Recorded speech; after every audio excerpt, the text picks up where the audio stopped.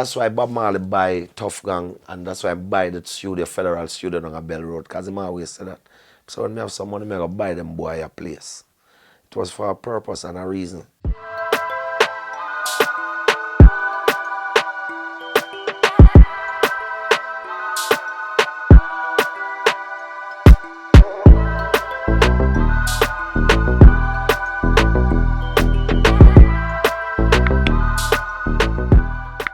The Jamaican music industry, for anyone who is kind of familiar with our music over the years, we know and understand what reggae is and the proponents of reggae and dancehall too. So yes, it's a combination of both, apart from ska and our earlier music forms.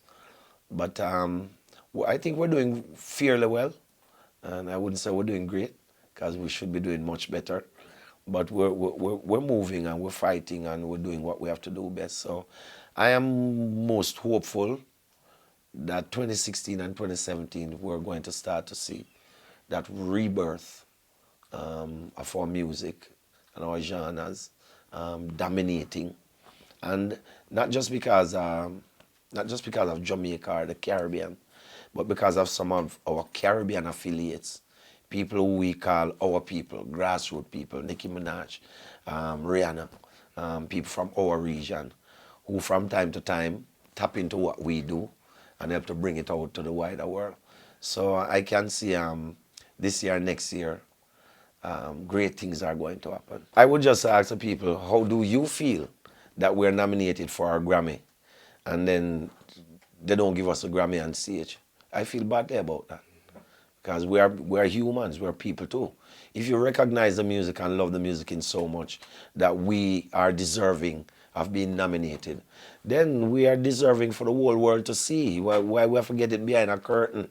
I promise myself, if I'm ever nominated for another Grammy and if I go to LA or New York or wherever it is, I want to make a statement by walking up on stage, prime time. Let's make them understand, say, yeah, we are people too. Because it's a joke. If we understand world politics, it's easy to understand the politics within the music.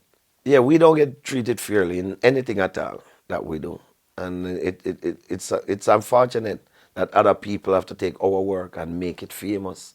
And sometimes we get the credit, sometimes we don't. Like Justin Bieber. Justin Bieber's father is what I would call a roots virgin. Walk around and listen to reggae and dancehall every day, burn weed and carry on. So I'm not surprised that Justin Bieber loved dancehall in so much that him do a dancehall piece. But why take the credit? What is Tropical House? There's no genre called Tropical House. So just tell the people them say you love the Jamaican thing and you swipe it. We don't mind. In Jamaica right now, one of the major problems we have, if you notice, we have some very nice programs within the music. Last night we had a discussion, and our discussion was about Japan. It's one country, I think the only artist probably have gone to Japan more than I have is Maxi Priest. And we're probably even in terms of that.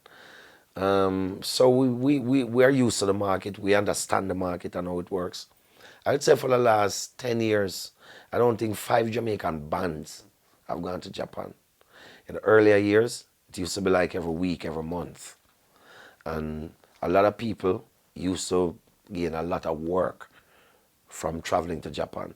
But now Japan, and this is not in a bad way, Japan now understands the music. They've taken it on. They have their own festival, which bring in 40,000 people every summer, put on by Mighty Crown. And they have their own artists. So they feature a Jamaican artist every year, but it's not like they have to or need to. But I guess it's a respect to the music and where it's coming from. But Japan has its own bounty, its own being, its own elephant man. They have Aki and Saltfish, them Killywood group.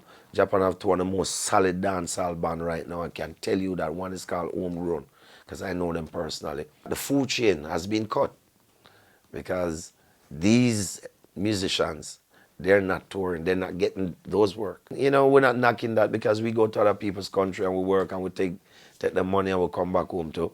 But we need a more even playing field.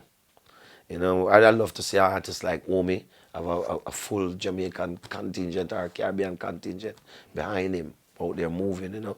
and stuff like that we need to get back to so we can maximize. You only have to look at a program that we have here in Jamaica called, it's a school program, I think it's called Sing, um, All Together Sing. I try not to miss it any at all. Um, totally and fully impressed with those young talents coming out of school.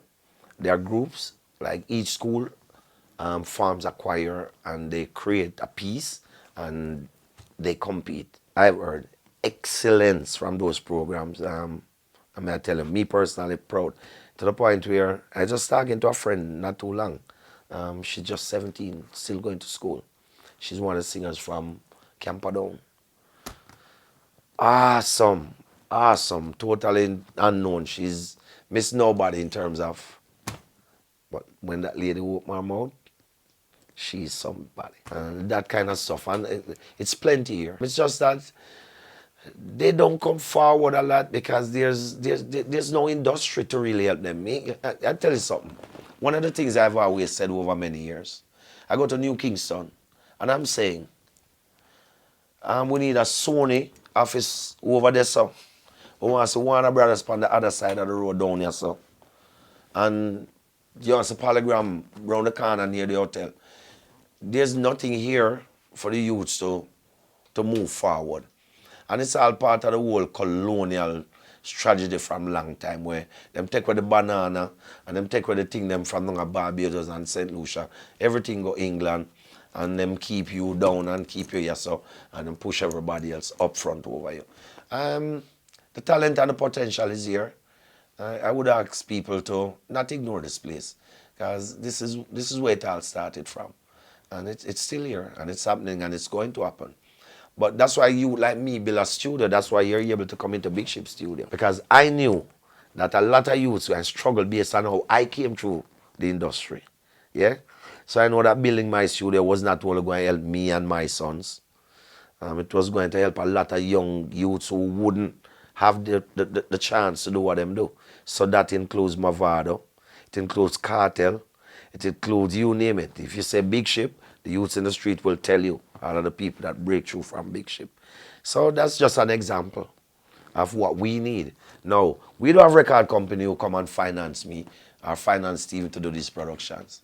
We use our own money and we finance these things. In a lot of countries, the government would give you funding to do these things. So this is Jamaica and this is where we are in terms of that. We had a Bergadi here now. We had a Bergadi in Jamaica.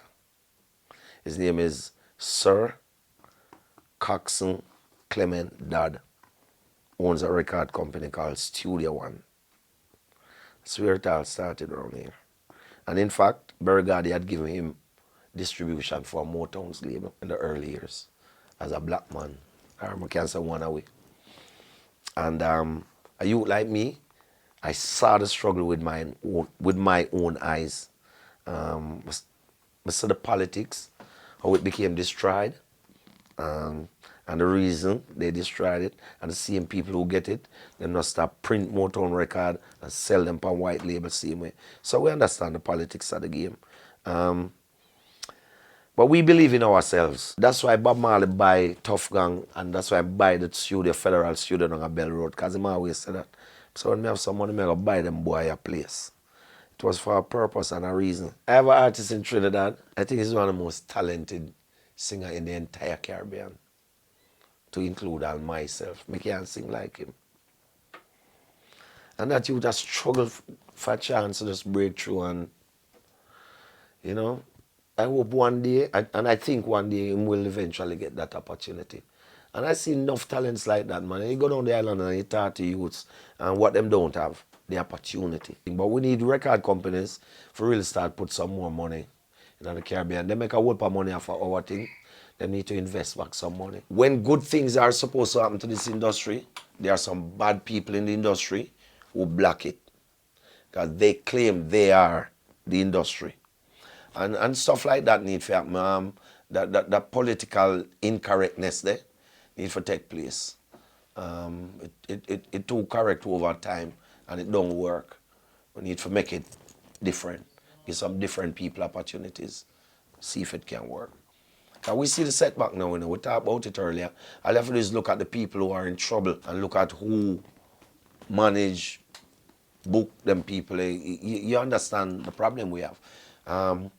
We want a new generation, a talent that have the flexibility, the freedom and the will to go out there and work. Me still vision my of a building a New Kingston too, you know, for the same purpose. And I work towards it. Because we have like more than 300 rolls of 2-inch tape. But they used to have a 2-inch machine because that's what we used to do before. We have all of the CHD and what have you. So we're going back to that because we have to continue the business of the music. And we are the people who saw the vision, take our money out of our pocket, never talk about it, build the studio. That is a continuation because you can't continue without the foundation where you're going to record and get the work done. So hopefully we'll continue to push out some great talents and the world will get to see it.